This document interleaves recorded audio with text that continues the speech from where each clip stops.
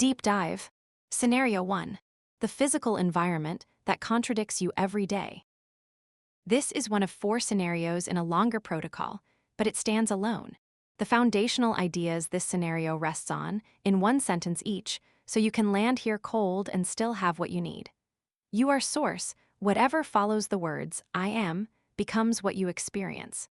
Every version of you already exists in its own timeline, right now. The 3D you see today is a recording of the version of you that you have been holding. Refusing the recording, when it shows you the old version, is the move. The inner work is full, the outer life continues normally. Got those? Now we go deep on this specific scenario. This is the scenario where the world itself, your daily routine, is built around reminding you that you do not yet have what you want. Not a passing thought, not a single moment, a physical, daily structural reminder. Let us name it specifically, because this is what makes it so hard. You wanted to be taller. You measured a doorway in your flat. You imagined yourself just barely grazing the top of it. You bought a doorframe poster, or you marked the height on the wall with a pencil. And now, every day, several times a day, you walk through that doorway, and you do not touch the frame. Your hair does not brush it. You can see the gap above your head. The doorway is built into the geometry of your life. There is no avoiding it. Or you wanted to be a certain weight. And every morning, when you put on the same jeans you have worn for the past 3 years, they fit the same way. The waistband sits the same place. The buttons strain in the same spot. The clothes you bought a size smaller for the version of you that you are claiming sit folded in the drawer, unworn.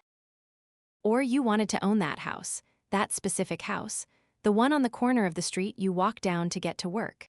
And every morning you walk past it. You can see it. The person who actually lives there sometimes opens the front door as you walk by. You look at the windows. You see the car in the driveway that is not your car. It is in your face.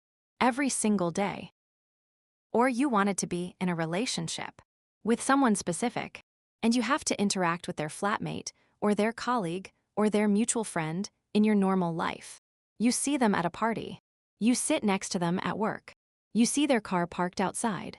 They are not yours yet, but the world is built around their presence. This is the scenario, not a passing contradiction, a daily structural one. Here is the temptation that hits almost every time. You measure, or you check, or you compare. The doorway is right there. You walk under it and your brain says automatically, still a few inches short. You weigh yourself and the number is the same as yesterday. You see the house and you think, still not mine. You see the person's car and you think, still with someone else. That checking, that measuring, that comparing, that is the version of you who does not have it. The person who already has it does not check. The person who is already at 6'5" does not measure the doorway every day to see if they have grown. The person who already has the body does not weigh themselves obsessively.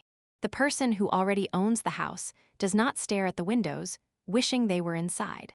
The person who is already in the relationship does not catalog every time they see the other person at a distance. So the first move is to stop checking. Cold turkey. No more measuring. No more comparing. No more daily rituals of, let me see if it has happened yet. Every time you do that, you are saying to your awareness, I am the version of me who does not have this yet, and I am checking to see if that has changed.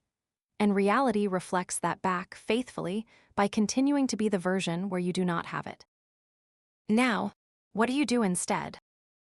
You change what the encounter means. Right now, every time you walk under the doorway, the encounter means I am still short. I have not manifested yet. You have made it a daily reminder of lack. You can change that. The doorway does not have inherent meaning. It is just wood and air. You decide what it means. So you decide that, from now on, every time you walk under that doorway, it means something else. It means, I am the version of me who clears this doorway. I have always cleared it. Of course I clear it. The fact that today the recording shows my head a bit below it is irrelevant. The recording is what I used to be. You walk under the doorway. In your head you say, with mild amusement, of course I clear this. Then you walk on. That is it. Not a ritual. Not theatrical. Just a quiet reframe in your head. every time you encounter the object. After a week of this, the doorway stops feeling like a wound. It starts feeling like a confirmation. You are the version. The doorway is just the recording catching up. Same with the house. You walk past it on your way to work. Right now, every time you walk past, it means still not mine. They still live there. I am still in this flat. That is a daily affirmation of not having. You change the meaning. Every time you walk past in your head, of course this is mine. The version I am in just has not shown me yet. The current owner is just keeping it warm. You walk on. You do not slow down. You do not stare. You do not let yourself fantasize about being inside. You just walk past with the quiet certainty that the house is yours and continue. Same with the clothes. The jeans that fit the way they fit. You put them on. The number on the scale is the number. You see the jeans, you put them on, and as you button them, you say in your head, I have always been this size. I have always fit these clothes. The current ones happen to fit looser, but that is just the recording. The clothes that are sitting in the drawer for the version of me I am claiming, those are the ones I have always worn. You do not buy a wardrobe of clothes you cannot wear yet.